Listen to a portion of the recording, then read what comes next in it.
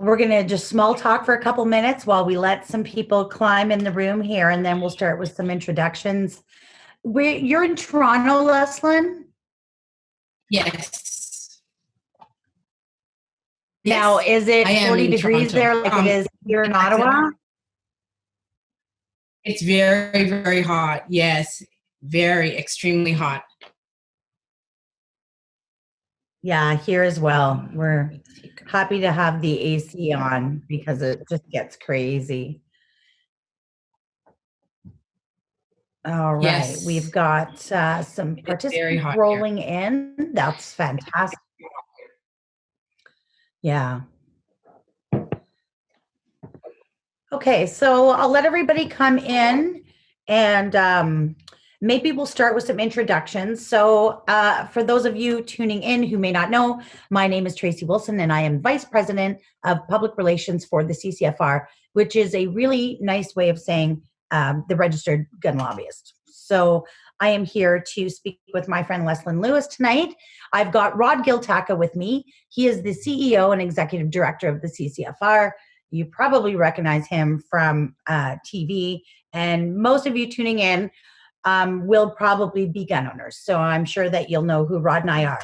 And I'm also very happy to introduce you to my friend Leslyn. She believes she is the right person at the right time to lead the Conservative Party. Leslyn is a lawyer with a PhD in international studies, international law, and a master's in environmental studies, as well as an MBA in business. For the past 15 years, she has run her own successful law practice, as well as being an active member in the Conservative Party, a community advocate, and a volunteer at her church. And even more impressive, she is a mother of 2 beautiful children. Leslyn has always stuck to her values and beliefs in order to serve others and has proven throughout this leadership campaign that she can balance the boldness to lead with the strength to listen. That's a big skill. The past couple of weeks have seen Leslyn pick up endorsements from MPs all across the country as more and more Canadians are gravitating to her ability to unite the country and fight for the issues that truly matter. So welcome, Leslyn. I'm happy you're here tonight. Thank you, Tracey. Thank you, Rod, for having me. It's such a pleasure to be here. And awesome. I see that we have quite a good number coming in. Oh, yeah, they're going to pile in. So I thought we would open up. I'd give you a couple minutes to just kind of give us a general statement. And then we'll maybe take a couple questions from Rod, some questions from the attendees.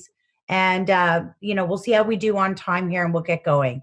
So maybe if you wanted to just give us a couple minutes to tell us about yourself and what your ideas are. Sure, Tracey. So I'm just going to speak generally. I think that most people know about my background, what I have done in the past as a lawyer. And so I just want to take this opportunity to just thank everybody on the call tonight and just for giving me the opportunity to talk to you a little bit about firearms laws and the recent OIC decision. So I want to say from the outset that I think we all recognize that the Nova Scotia shooting was a tragedy and that today that we've witnessed a young man being shot in the street in broad daylight. And I think these two things highlight the need for us to distinguish between law-abiding firearms owners and criminals who are preying on society. And so that is something that I want to be a voice for this community for. I feel that it's very important that all Canadians do agree that we need laws to keep guns out of the hands of criminals. And as a mom, I want to go to a park and a public place with my family, and I want to feel safe. And criminals are what is causing me to feel unsafe. I want a society for my children, but where they're safe, and I don't want the government to manipulate my fears. And I don't want the government to get away with not addressing street crime and real issues and to pretend to fix the problem by criminalizing law-abiding citizens. As a lawyer, I'm very, very attuned to certain terminologies and the misuse of them. And one terminology that I see continuously misused is just the military style weapons. And I know that as a lawyer, this has been banned and we don't have those in our country. Yet our government is pushing this false narrative, and it's really conjuring up a lot of fear, especially when we see incidences like this that has happened today. Then people think we just have to get rid of guns, and they don't realize that we don't fear hunters, and we don't fear people who are going to the range to practice shooting. We fear criminals. And so I resent that the government is not doing anything about crime and violence, and is instead turning people like me and the average Canadian against law-abiding firearms owners and hunters, when the real problem with crime in the cities are criminals. I believe that I can play a part in making this country safer and getting the truth out there. And so I think my campaign is at the forefront of doing that. And a part of the truth is that, as I said, I am not afraid of a hunter. I am not afraid of a sports shooter, because I know that these individuals uphold stringent laws in carrying and storing their firearms. But I am afraid of criminals, and I'm afraid of, young people who are taught that their lives are not worth anything, and so they devalue their lives and their fellow citizens' lives. And I want to change that also. And as a lawyer, I know that there are a number of issues with respect to that surround misinformation about property and illicit, and illicit gun violence. The recent gun ban is just one way that I feel that our democratic rights are being infringed. And we're witnessing a real division in the country. And one of the reasons why I'm running is because I want to do something about the erosion of our democracy. I want to play a role in stopping the erosion of our fundamental freedoms, including our freedom of speech, our freedom of religion, our right to support our citizens by creating jobs and optimizing our resources, our materials, and finding employment for our own Canadian citizens. I feel that the recent gun ban is a very very blatant example of how our democracy is slowly being eroded. And this has been a process that has been ongoing over the past 5 years. As the leader, I feel that we need to be courageous and make sure that we're upholding our democracy while simultaneously promoting public safety. And I also feel that we need to have compassion for our veterans and for those, for our seniors. We also need to have common sense gun laws that put public safety first and don't criminalize law-abiding citizens. So these are some of the things that I feel that, I am a good messenger to deliver this message. And I look forward to our discussion tonight. Well, thanks for that, Leslyn. That sounds great. And I couldn't agree with you more on those issues. I'm going to turn to my colleague, Rod Giltaca. I think he's got a question or two for you from the CCFR, and then we'll hit the Q&A box. For those of you who are watching, if you've got a question for Leslyn, put it in the Q&A box. You should see it in the bottom panel of your screen. We'll get to as many as possible. So stick it up in there. In the meantime, Rod, have you got something for Leslyn? Sure. Thanks for doing this tonight, Leslyn. We really appreciate it, and I'm sure everyone that's listening appreciates it too. So obviously we have an immediate issue. We have a gun ban, a very indiscriminate one, and then we also have Bill C-71, which really did nothing to address crime. All it did was create more red tape and more regulation for people that would be so audacious as to get a firearms license and buy a firearm legally. What would you do with Bill C-71 and the OIC that happened at the beginning of this month? Well, I think that at first I would say I would repeal the OIC because I believe that it was acquired through a very undemocratic process, and it banned 1,500 types of firearms. And so I think it's very important to send a message by repealing that provision. And I know that can be actually done in quite an expeditious manner. Just a quick enactment. But what I think is even bigger than that is the encroachment on rights. And so more needs to be done about reenacting new legislation and going through that process.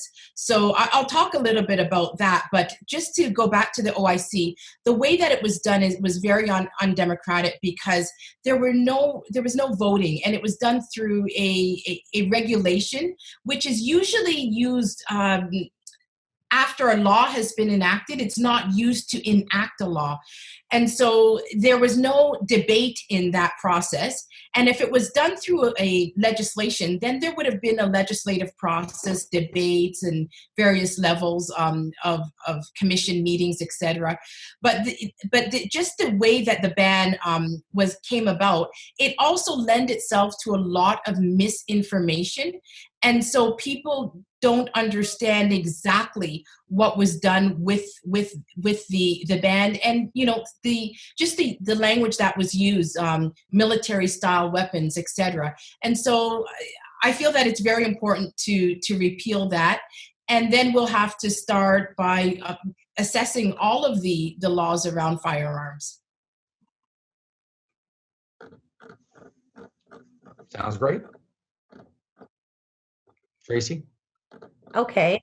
Yeah, I've got lots of questions rolling up in here. So let me find one here. There's some great stuff rolling in here. I've got a couple here that I'll roll into one because they're sort of asking the same thing. A lot of people are saying that they understand not everybody is a gun owner and not everybody has to be one.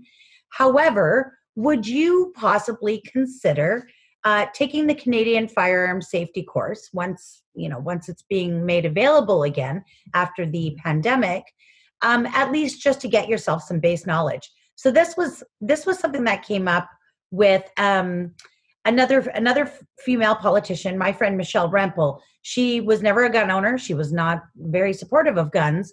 And then after the Parliament Hill shooting, she took it upon herself to go out and learn about it. And she said the best way to learn about it is to take the course. Of course, since then, she's fallen in love with the sport and become a restricted firearms owner. But the course itself seemed to give her a lot of skill, and a lot of knowledge. We've also seen lately MP Alex Ruff did the same. He's a veteran, but he had never been a civilian gun owner. So would you consider possibly taking the Canadian firearm safety course? Well, actually, I was enrolled in a 2-day course in December, and then this came up, and so I had to quickly decide whether or not I was going to enter this race, and so I had to cancel my course. And as you know, currently there's a moratorium on courses, and so you can't register for one. And so once they lift that, it's something that I would definitely, that I'm actually on the waiting list to be one of the first to get that. Because I think it's very important, because it also gives you a firsthand information, like account of the safety mechanisms and just the amount of work that goes into getting that license. Yeah, absolutely. I think it's a great interest course. Even if you don't go on to become a gun owner, at least you get that base knowledge and you get to experience what gun owners experience through their training and their licensing. Alan Gauthier got a great question here. He says, why do we have bureaucrats deciding what guns should be prohibited? Would you support having properly trained officials deciding what should or should not be banned? From what I see, the decision is made on appearance only. The shape of the stock should not be the deciding factor. As you know, the Conservative Party adopted at I think it was the 2013 policy convention, or possibly 2016. They adopted the simplified classification system, which would sort of take a lot of the guesswork out of classifications. And right now we've got this kind of war going on between the RCMP Firearms Lab with their technicians who are making arbitrary decisions, as well as you've got politicians like Bill Blair and Justin Trudeau making arbitrary decisions. So do you think implementing that simplified classification system would be a priority for a Leslyn Lewis government? And if so, do you think that would solve the problem of these crazy classifications? Well, there seems to be there's three questions kind of in one. I heard the RCMP question and then just the question with division of powers, but I can go directly into the classification. I think that you need a classification system that makes sense. And my position generally on the firearms legislation is to do a comprehensive review of the entire firearms legislations, just to make sure that it meets public safety objectives. And for me, safety comes first. So we want to keep communities safe, and we want to keep illegal firearms off the streets. And we want to make sure that the firearms law uphold public safety and don't criminalize law-abiding citizens. And so the classification system is very, very important. And we have to deal with issues in the classification system, such as clarifying the issue of a variant versus a converted fully automatic rifle or firearm. And so these things need to be clarified. And, for example, when we talk about a variant, there have been times where there's been variations and reclassifications, and people were unclear of the definitions. And I've even had, individuals who've told me that they've called the RCMP to get clarification. And the RCMP would tell them, well, I don't know. And so they don't even know whether or not their firearm falls into that variant. And so I think it's very important that when we look at, issues of variants, that we look at things like we have clear definitions. So we look at things like muzzle velocity, the length and, length or overall length, or the automatic firepower. And if we use that system, it would be clearer rather than having, ambiguous language like military style firearms, where we know that that's a false label. So there are many issues that we have to really consider with respect to just the classification system and reworking of that. I think it needs to be less ambiguous, and it needs to be something that's more uniform. I agree. Yeah, it would take a lot of the guesswork out of it and keep it from being such a punitive measure. Okay, our next association concerns me that this gun ban is being presented as a measure to protect women. Statistics Canada says that it is a rarity for a firearm to even be present in incidents of police-reported domestic violence. It's actually less than 1%. How would you address that narrative? Well, I think all of the false narratives have to be addressed with education and clarity, and they will continue to be promoted as the norm or as dogma if you don't address exactly through education what the reality is. And so I think that an education system, a national education system on these distinctions is very, very important. And I have a general platform, and my general platform has an education component in it. And it also looks to look at mainly public safety issues and crime control. And so I make it very clear that the problem that we have with firearms is a crime problem and a gang problem and a criminal activity problem, and not a problem with law-abiding firearms owners. And myself as a woman, I can tell you that I don't fear a hunter, and I don't fear somebody who's going to the range to practice shooting. I fear criminals. And so, and I'm sure that's the vulnerability that other women fear. And so we have to clearly always fall back on that distinction. And, there are three things that I would do according to my platform. And the first is that I would review the entire firearms legislation and start fresh, and to make sure that, you know, a lot of this misinformation is not perpetuated in in the legislation, and that the laws are meeting the public safety objective and not criminalizing law-abiding citizens.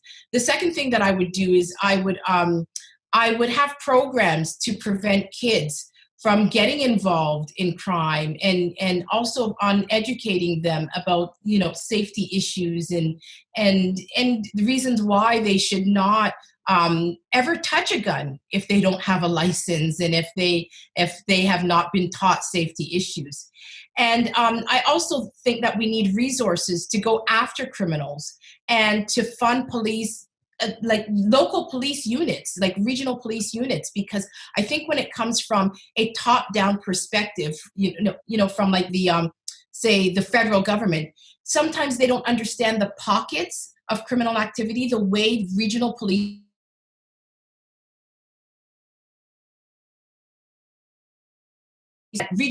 forces can to deal with crime control issues.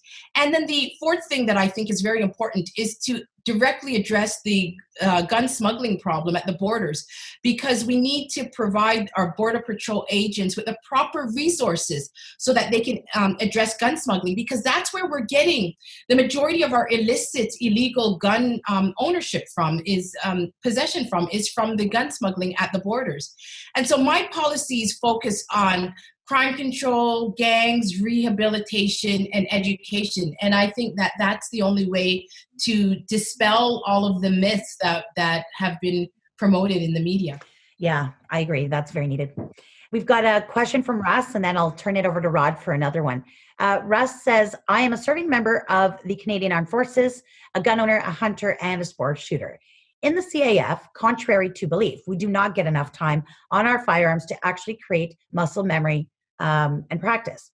Our son, who is an infantryman, used to visit me in order to get more trigger time on firearms to maintain his skills.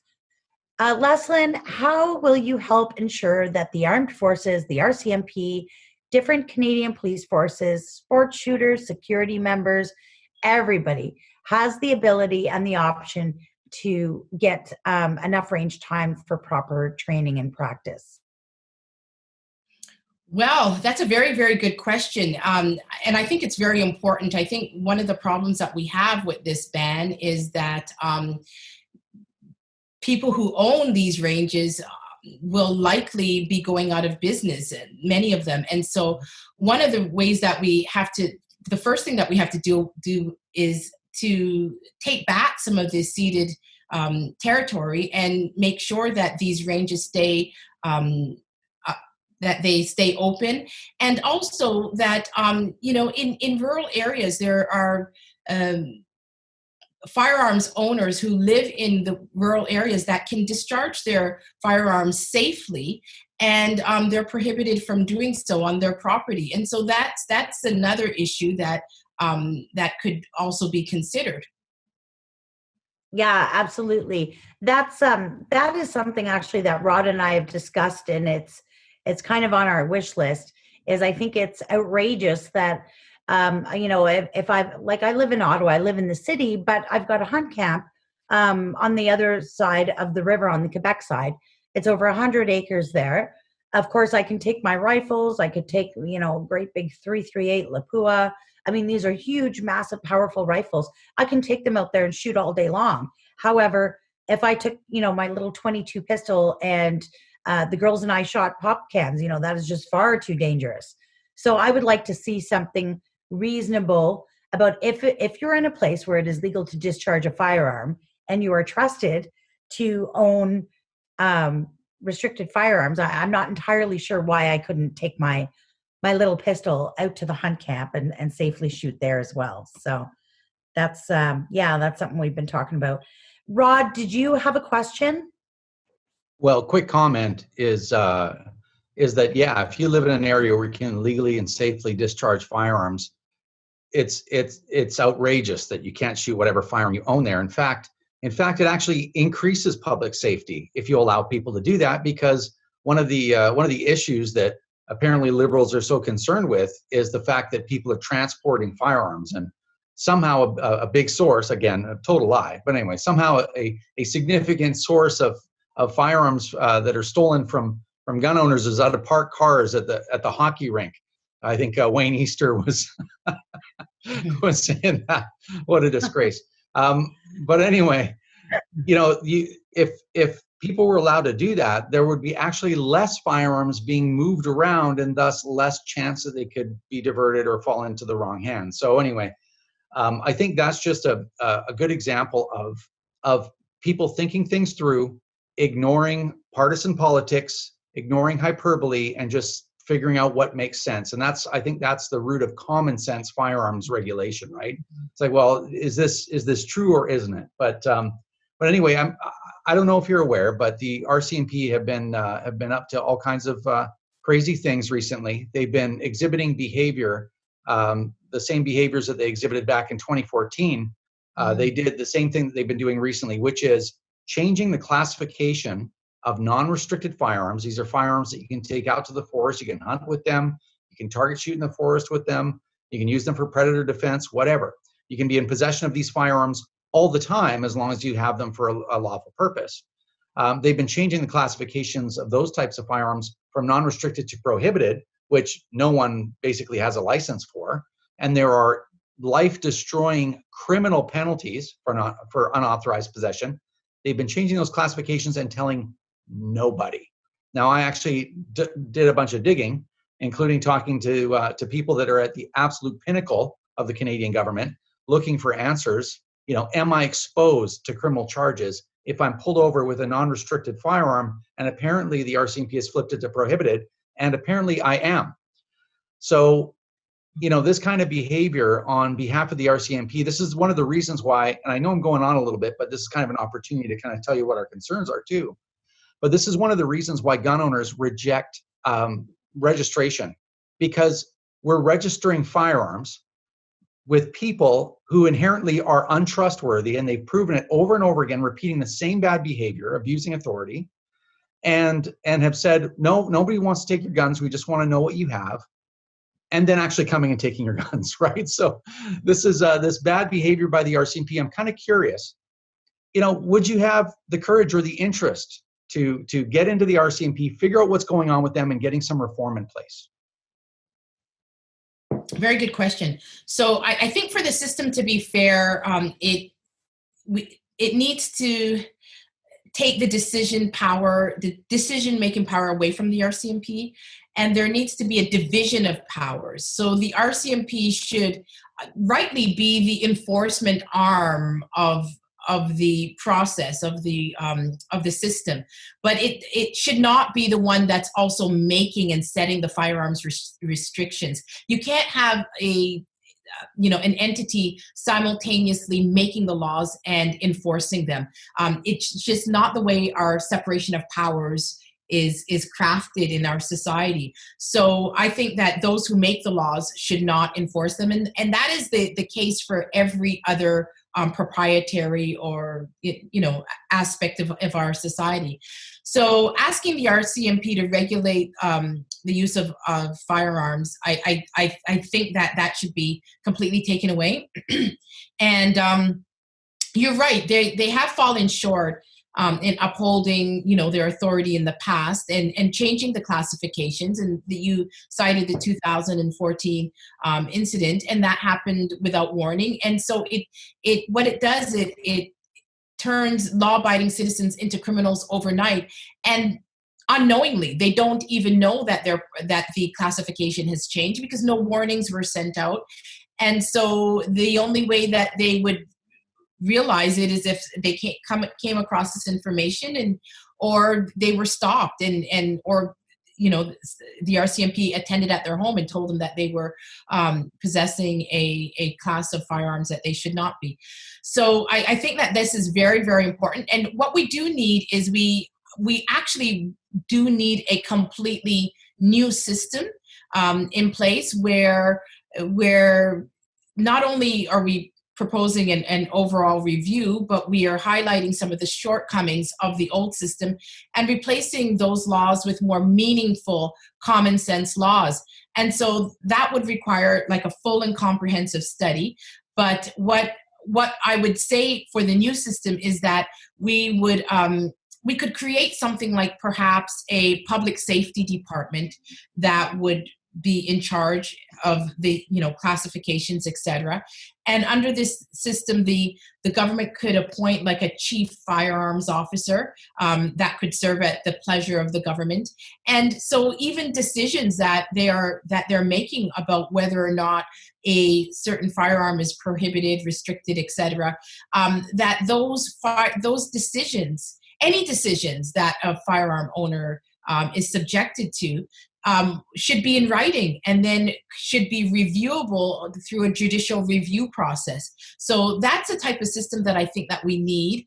And, I don't think that it would take anything away from the minister, because they can direct the public official, the chief firearms officers to act in certain ways with respect to setting certain restrictions, etc., and then informing firearms owners so that they're not just turned into from being a law-abiding citizen to becoming a criminal overnight.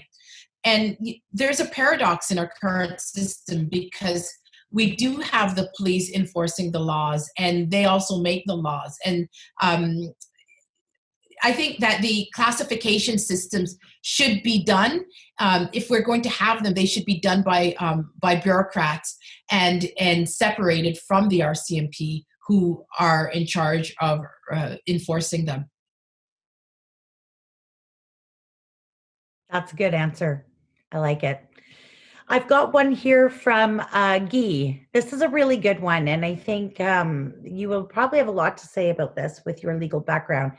Guy says, what is your stance on the revolving court system with judges refusing to impose jail sentences prescribed by law and the National Parole Board?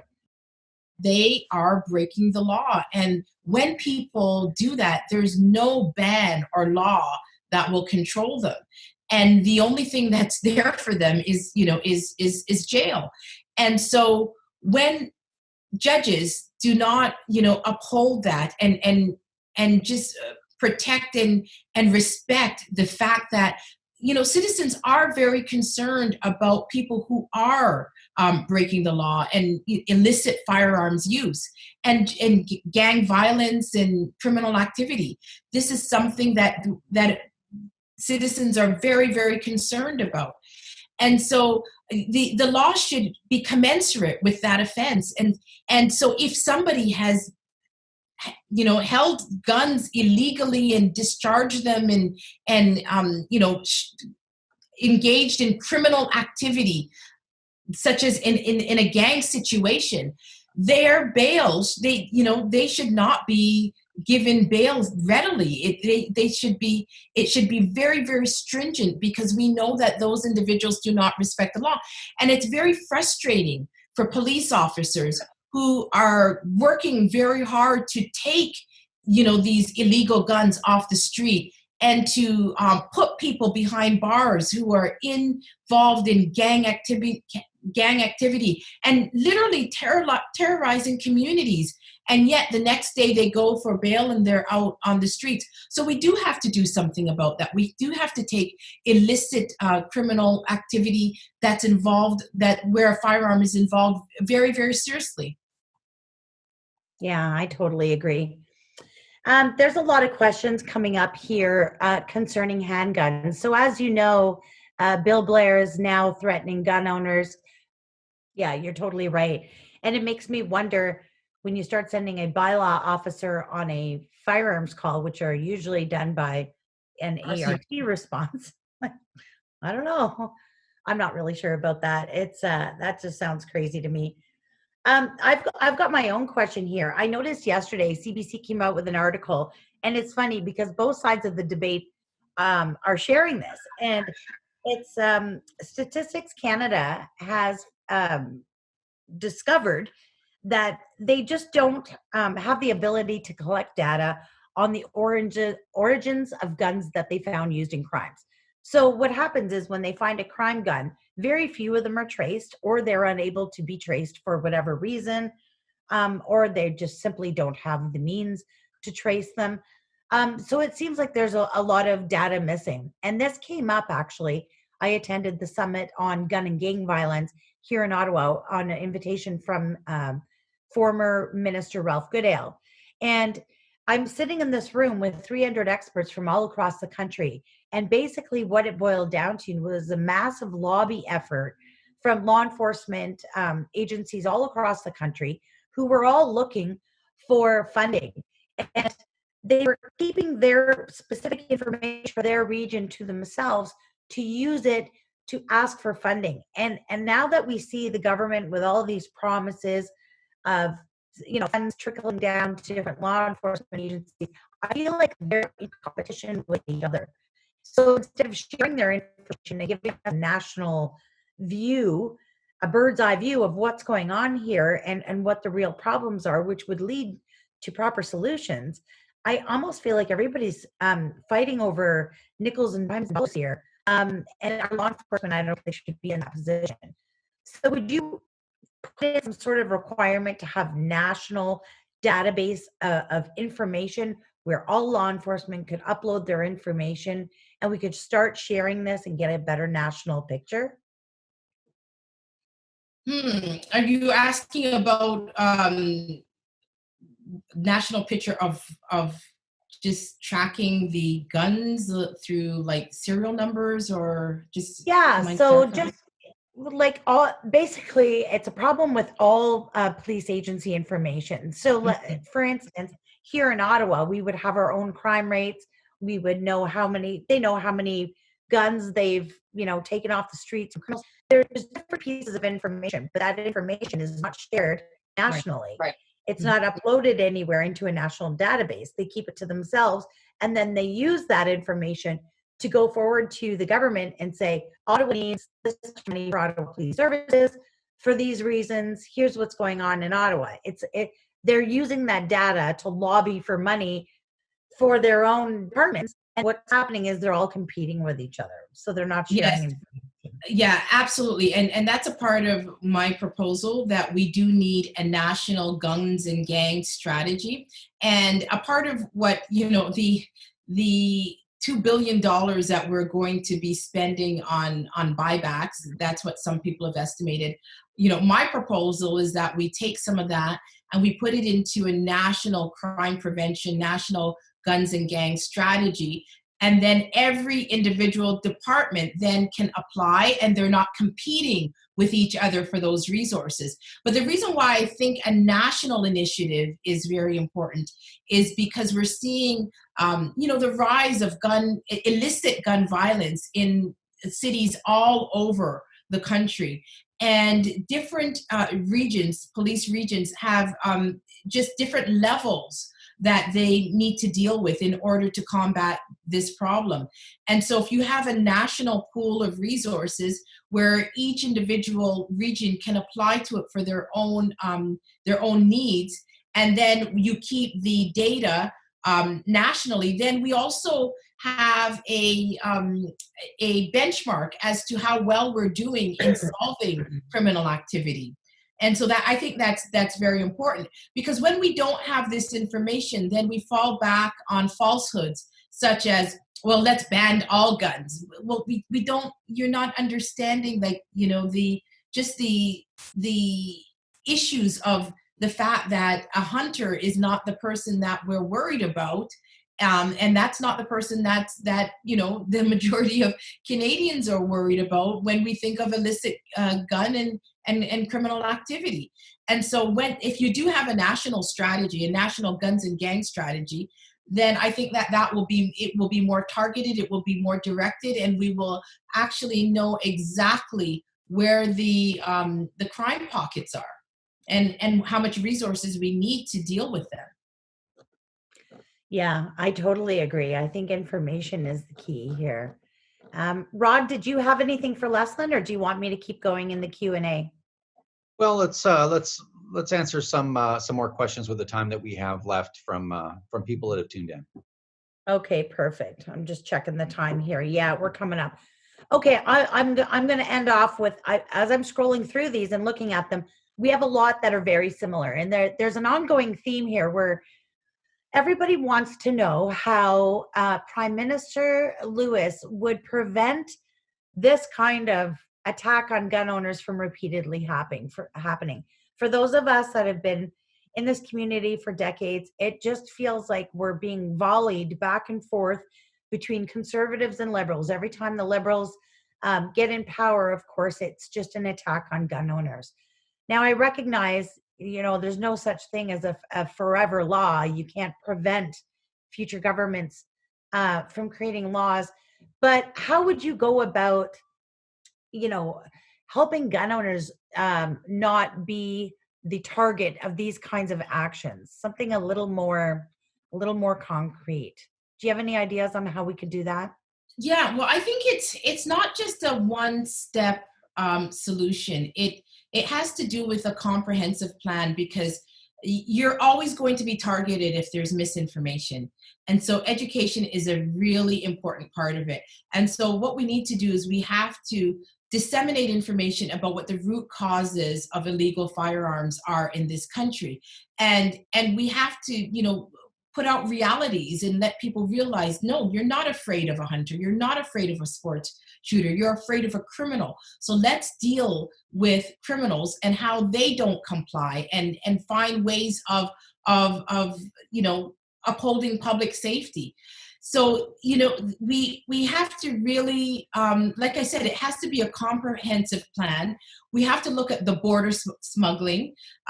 We need to implement a border smuggling task force to address the issue, and so that we have secured borders, and that we can reduce the amount of illegal guns in our society. And so that's one big issue, just to make sure that the Border Patrol agents have the sufficient resources to deal with the criminal activity. And the second issue is that we have to address guns and gangs. We have to address this problem of criminal activity, stricter penalties, funding local police, regional police, so that they can deal with the rise in illicit and illegal firearms activity, education programs for kids, as I've said, and redirect the monies that we are allocating to quote unquote buyback to dealing with some of the inner city problems, which involves getting people out of gangs also, and being compassionate about the people living in those circumstances. And then, an overall public education program is something that we need too. And with respect to, I know what the person who posed the question is alluding to. They're alluding to, whether or not property rights can be entrenched in our Constitution.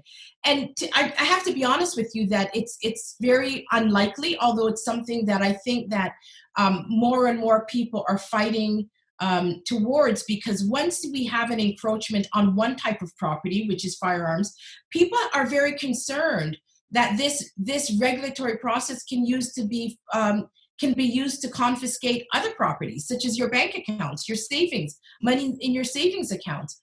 And so maybe some sort of constitutional amendment that deals with property in general may be something that's feasible. Whether or not you could get that dealing with just firearms, I think that's very unlikely, but maybe something dealing with general property rights if people are, and I've seen a very large increase of concern about property rights given what has happened under this OIC bill.